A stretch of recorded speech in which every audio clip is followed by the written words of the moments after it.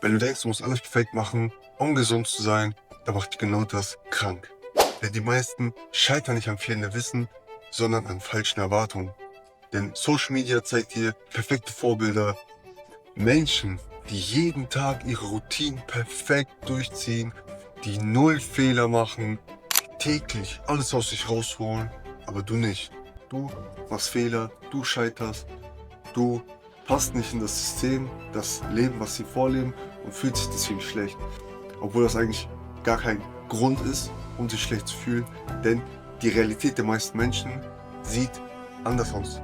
Sie haben zum Beispiel Stress, Familie, sie haben Arbeit und ab und zu auch mal wenig Energie, weil sie auch Verantwortung haben, die sie erfüllen müssen und am Ende des Tages nicht dazu kommen, alles perfekt zu machen.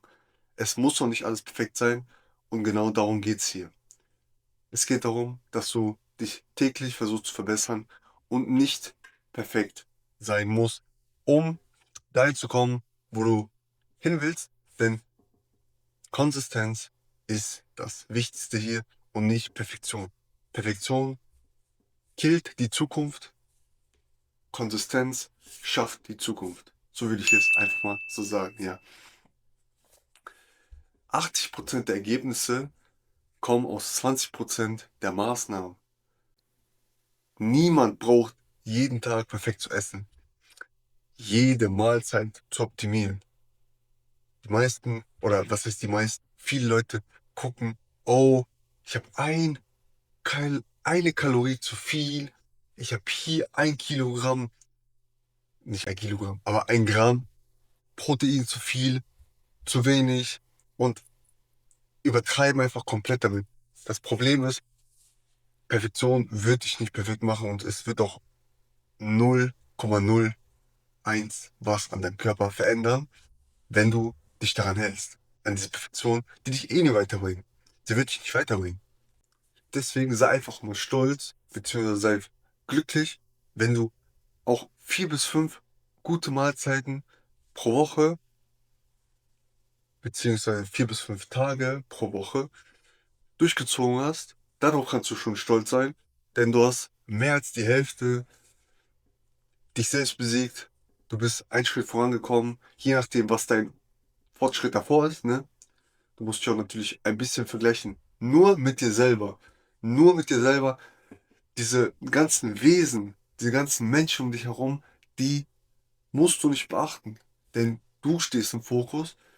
Du kämpfst gegen dein Ich von gestern. Denn das musst du schlagen. Dein Ich von gestern musst du schlagen. Nicht das Ich von irgendjemand anderem, nicht das Ich von irgendeiner Pamela Reif.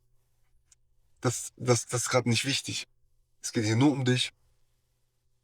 Also achte lieber darauf, dass du Bewegung ausführst am Tag und wenn du halt keinen Sport machst, dann war es halt nicht so ein erfolgreicher Tag, aber es hindert dich nicht daran, trotzdem weiterzumachen und den nächsten Tag dann durchzuziehen oder am Abend dann Sport zu machen, je nachdem, was für einen Tagesverlauf du hast, ja. Das ist das Wichtigste hier. Also verlier dich nicht zu sehr in den Augen von anderen, okay? Okay? Verlier dich nicht in der Perfektion, bedeutet, ist auch einfach öfter okay und nicht perfekt. Nicht jedes Essen muss perfekt gestaltet, optimiert und so weiter sein. Und hab auch kein Schwarz-Weiß-Denken. Bedeutet, sei nicht so pessimistisch und denk, oh, ich habe jetzt hier ein bisschen zu viel gegessen, ich habe jetzt hier ein bisschen oder zu wenig dies und das hinzugefügt. Nimm es einfach an, so wie es gekommen ist, denn manche Situationen, manche Gegebenheiten kann man nicht ändern. Und damit musst du leben und am nächsten Tag kannst du es immer noch viel besser machen. Es gibt immer einen nächsten Tag von den tausenden Tagen, die wir zur Verfügung haben. Genau. Bewegung im Alltag ist natürlich auch sehr wichtig, ja. Denn auch spazieren gehen zählt als Bewegung. Du kannst einfach mal ein paar tausend Schritte machen. Man sagt ja so, die Empfehlung ist 10.000 Schritte pro Tag, aber ist ganz dir überlassen. Ich kann auch 20.000 Schritte machen und am Ende des Tages bin ich erschöpft, beziehungsweise bin ich einfach zufrieden, kann ins Bett gehen und fühle mich gut. Ich fühle mich, ja, ich habe meine Energie verbrannt. Die Energie, die einfach vielleicht auch manchmal unnötig da ist, weil man zu viel gegessen hat und plötzlich so viel Energie hat, dass diese Energie auch wieder raus muss, damit sie nicht gespeichert wird in einem drinnen, wenn ihr wisst, was ich meine. Und die Sache ist, wenn ihr euch selbst abwertet, also ich sagt, ach, ich habe jetzt die Schuld, warum habe ich das getan? Ah nein, warum habe ich das jetzt schon wieder gegessen, getrunken, gemacht, nicht gemacht? Diese Schuldgefühle sind, glaube ich, schlimmer für euch, für eure Zukunft und die Entscheidung, die ihr trifft, als wenn ihr euch mal was gönnt oder wenn ihr auch mal was Falsches tut. Nur achtet darauf, dass es nicht zur Routine wird, die ungesunden Sachen, die schlechten Sachen, ja, denn das ist natürlich nicht Sinn der Sache. Ich habe früher mich auch immer sehr oft runtergemacht, wenn ich etwas mal gemacht habe. Wenn ich zum Beispiel, was weiß ich, irgendwas gegessen habe, was ich gerade gar nicht essen wollte, also darauf verzichtet habe. Und ich habe mich dazu runtergemacht, ich habe mich schuldig gemacht, wenn ich mal, keine Ahnung, wenn ich mal was gegessen, getrunken habe, was auch immer. Oder auch eine Aktivität, auf die du gerade verzichtest. Und du sagst, das lasse ich jetzt. Ist wichtig, sich nicht zu hart zu bestrafen, beziehungsweise nicht die Schuld für ewig auf sich zu lassen, sich abzuwerten in seinem Selbstgefühl, denn das ist eine Entscheidung von Millionen Entscheidungen, die du am Ende des Tages triffst in deinem Leben.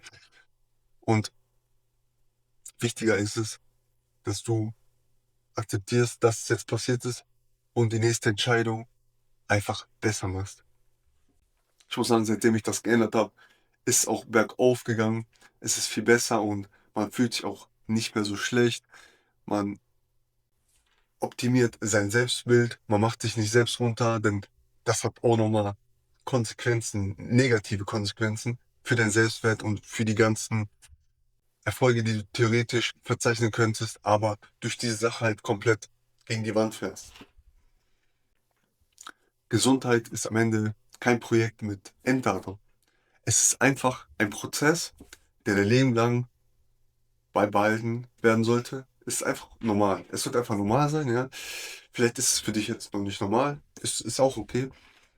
Aber es ist halt eine gute Idee, es in dein Leben zu implementieren. Ähm, ja. Schreib mal in die Kommentare, wo du dich selbst unter Druck setzt.